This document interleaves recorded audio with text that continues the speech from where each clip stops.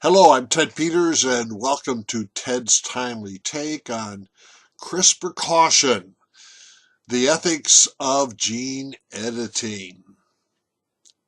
Now, here's a fact that you probably do not need to know. The acronym CRISPR stands for Clustered Regularly Interspaced Short Palindromic Repeats. Did you get that? Can you say it back to me? Just think of CRISPR as a target. This target lies on a strand of DNA, a chromosome. Maybe it's in your or my body, and the target consists of a pattern of nucleotides in the DNA.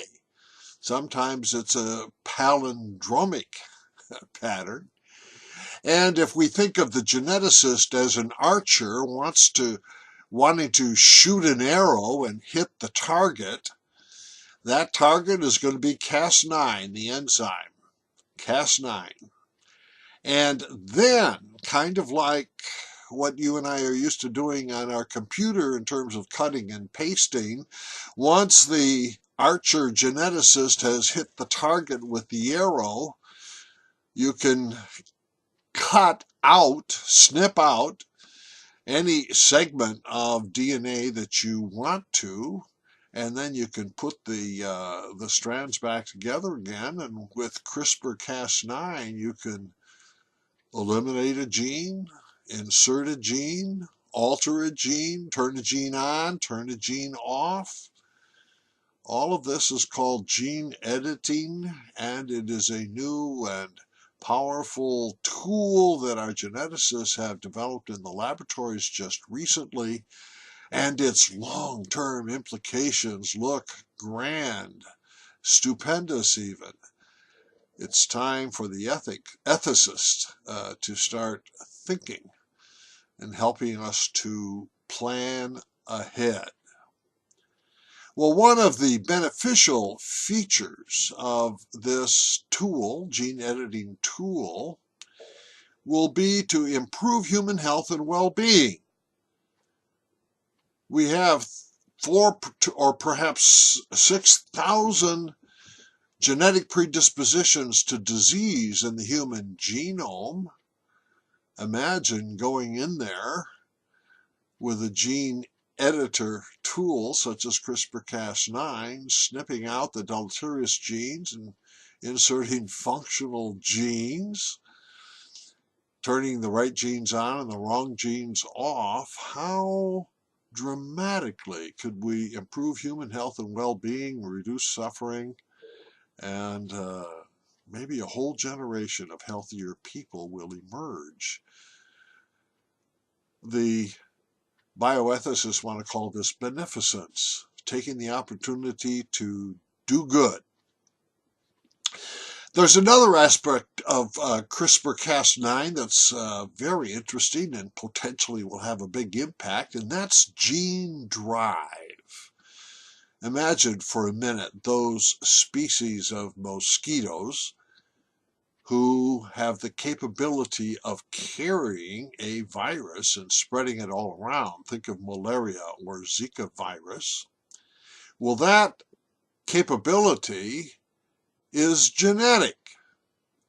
So suppose a clever geneticist goes into the mosquito genome and snips out the gene that enables carrying malaria.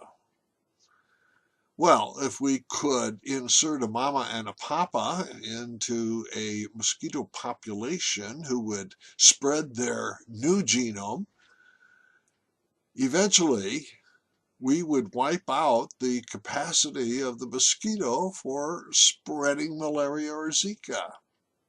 Now, wouldn't that be a triumph? Of course, the ecological ethicist is going to warn us, be careful, because when you make a high-impact change on an ecological niche, you might throw other things out of whack, and the whole system might go out of balance. So be cautious.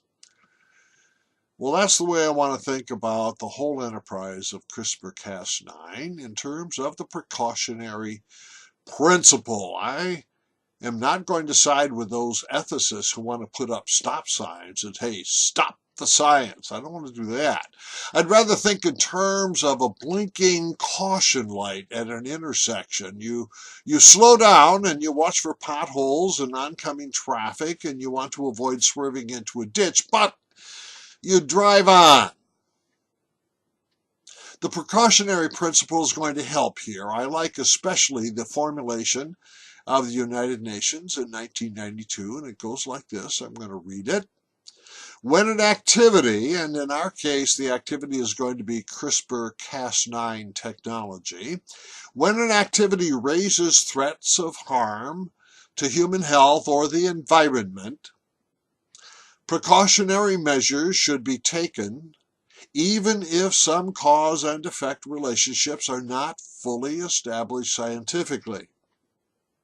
In this context, the proponent of the process or product, rather than the public, should bear the burden of proof. The laboratory scientist should bear the burden of proof with regard to the efficacy and the likely impact of significant gene editing. Well, I think this leads to a number of implications. I'm going to list 7, 4 of which have already been addressed by the National Academy of Sciences. The first is that the precautionary principle should take the form of an attitude or a disposition. The principle is not made to provide an algorithm for every decision, but rather the public and the laboratory scientist needs to just have a disposition that says we need to watch out for the long-range future, human health and well-being, and of course, the health and fertility of the ecosphere. Secondly, before engaging in any gene editing that might have a large impact, such as gene drive, we should ask the scientists to please engage the stakeholders and the relevant public. After all, if we live in a democratic society, then all of us should own the advances of science. Those of us especially who will receive the impact ought to participate in the decision making. 3, the third implication would be phased testing. Long-range scientific research projects go through various phases.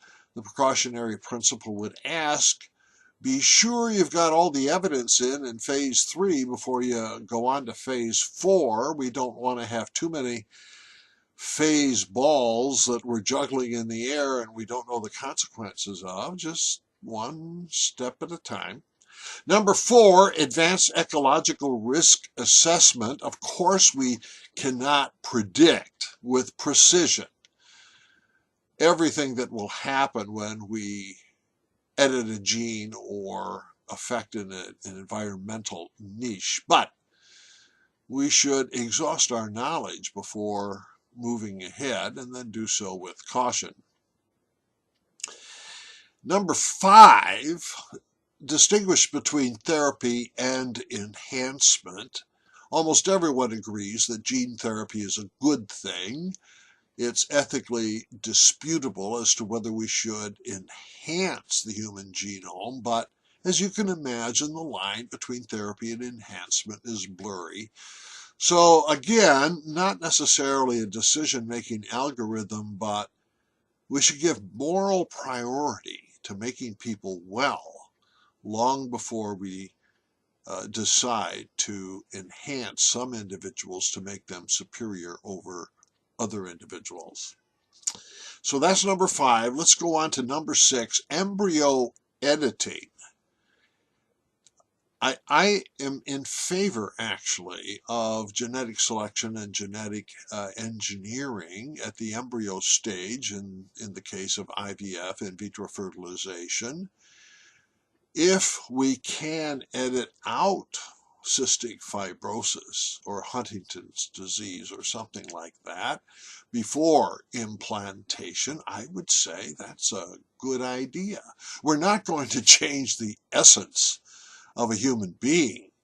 A human being is influenced by his or her genes, to be sure, but what makes us essentially human, frankly, is not the genome, as important as it is.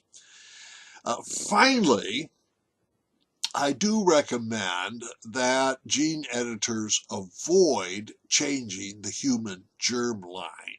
Somatic cell therapy, good. Germline alteration, that is to say, to influence the future evolution of the human race by influencing the genes that will be passed on to future generations, at this point in time, might be reckless. I think the precautionary principle should imply that we avoid human germline intervention, at least for the time being. So, I take a position against stop sign ethics. Let's not put up a stop sign for our scientists. Rather, let's think about a traffic light with a blinking yellow light that says caution, but nevertheless, let's keep on driving forward.